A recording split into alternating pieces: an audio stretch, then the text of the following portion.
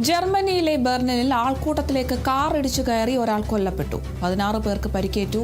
Brandenburg ഗേറ്റിനടുത്തുള്ള tear Garten പാർക്കിൽ pride പരിപാടിക്കിടെയാണ് സംഭവത്തിൽ ഒരാൾ പിടിയിലായി. മറ്റൊരു പ്രതിക്കായി തിരച്ചിൽ തുടരുകയാണ്. ജർമ്മൻ പ്രാദേശിക സമയം രാത്രി 10 മണിക്കാണ് അപകടം നടന്നത്. ഒരു വെളുത്ത കാർ ആൾക്കൂട്ടത്തിലേക്ക് ഇടിച്ചു കയറുകയായിരുന്നു എന്ന് ദൃക്സാക്ഷികൾ പറഞ്ഞു. അപകടത്തിന് ഉപയോഗിച്ചതായുള്ള കാർ ടിയർ ഗാർട്ടൻ പാർക്കിൽ ഉപേക്ഷിക്കപ്പെട്ട നിലയിൽ കണ്ടെത്തിയതായി പോലീസ് പറഞ്ഞു. ഡ്രൈവർ രക്ഷപ്പെടുന്നതിന് മുൻപ് വാഹനം മരത്തിലിടിച്ചതായും സംശയമുണ്ട്. അപകടത്തെ തുടർന്ന് ക്രിസ്റ്റഫർ സ്ട്രീറ്റ് ഡേ എന്ന് അറിയപ്പെടുന്ന ജർമ്മനിയിലെ പ്രൈഡ് ഇവന്റ് റദ്ദാക്കി.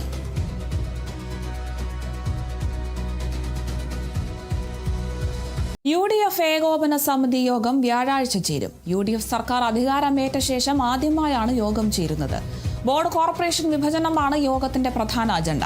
വീര്യം കുറഞ്ഞ മദ്യത്തിന് നികുതി ഇളവ് നൽകുന്നതിനുള്ള ബജറ്റ് പ്രഖ്യാപനം യോഗത്തിൽ ചർച്ചയാകും. ഇളവ് നൽകുന്നതിൽ തീരുമാനം നേരത്തെ UDFന് വിട്ടിരുന്നു.